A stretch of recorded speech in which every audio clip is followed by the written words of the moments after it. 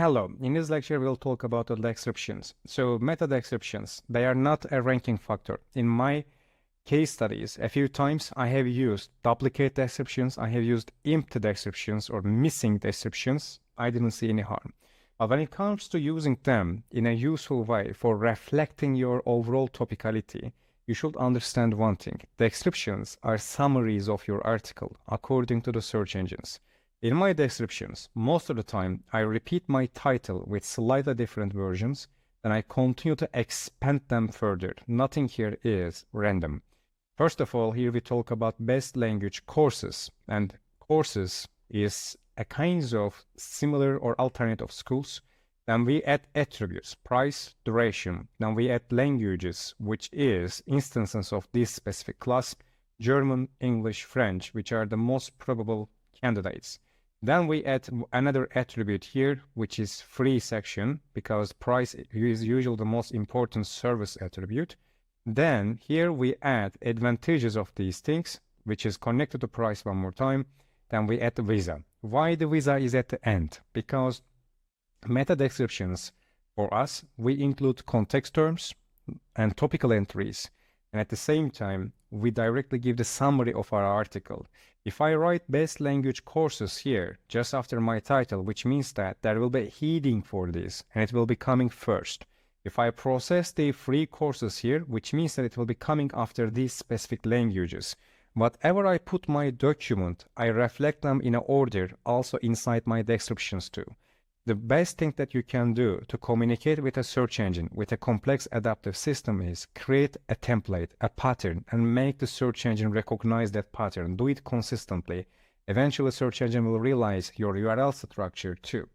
And visa is at the end, because I also have language visa article somewhere here. Maybe you see it already. But the thing here is that if I have a language visa related article, which means that I can't put visa to the beginning because it will be a micro context here, and macro context is mainly language schools and courses. Micro context will be actually visa, and from here we will be putting actual internal link. Visa will be at the end here, and when it comes to language visa, the courses or language schools, they will be the macro context. So they will be interchangeably, they will be linking each other. We always have a macro context and specific micro contexts. And usually we reflect or distribute these things in the main content, in the supplementary content as well. In the next lecture, actually, we will talk about the main content and supplementary content and ads a little bit further. But before that, let's check a few more description examples here.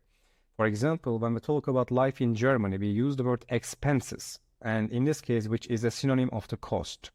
And then we also go with the average life expectancy, which is a member to the condition set.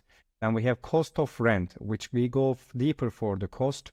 Then accommodation, which is a synonym for rent. Then clothing market or the market expenses. Work opportunities is at the bottom because we also have working visa and job opportunities here. And we also, as you see, we have one more breakdown here as the work and the job opportunities, because when you look at the job opportunities, we are actually competing against certain type of other websites.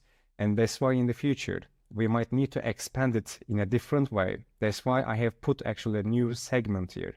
Because the success or failure of this specific node, it won't be affecting this or this section that much.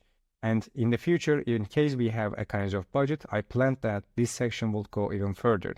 And in this part here, you see that work opportunities, and we will talk about here actually immigration, working visa, and job postings or job opportunities as well.